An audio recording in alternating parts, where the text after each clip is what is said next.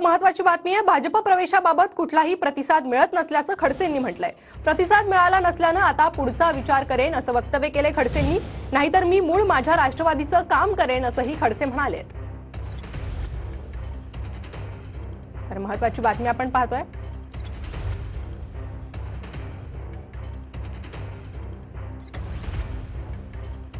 शरद पवार त्यांचा फोटो तुमचा फोटो असं एकत्र करून फोटो लागलेले आहेत। तुम्ही कसं बघता? तुम्ही भाजपच्याकडे जाताय का राष्ट्रवादीकडे आहात? त्या फोटोमुळे संभ्रम तयार होतो लोकांच्या मनात। भारतीय जनता पार्टीमध्ये प्रवेश करणार अशा स्वरूपाची विनंती मी भारतीय जनता पार्टीला केली होती, परंतु भारतीय जनता पार्टीकडून अद्याप तरी पूर्ण प्रतिसाद मिळालेला नाही। मी राष्ट्रवादी काँग्रेसचा सदस्य अजून आहे।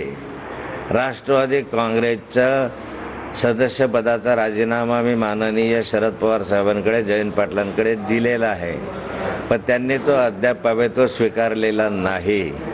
मी राष्ट्रवादी काँग्रेसचा आमदार अजूनही आहे आणि माननीय शरद पवार साहेबांनी मला आमदारकीचा राजीनामा द्यायला मनाई केलेली आहे।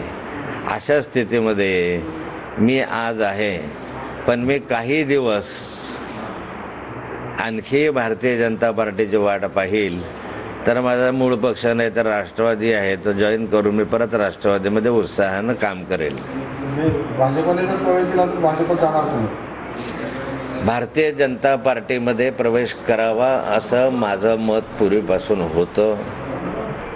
काही कारणं त्याचे होते, त्या कारणांची मीमांसा मी माननीय जयंत पाटील आणि शरद पवार साहेबांकडे केली।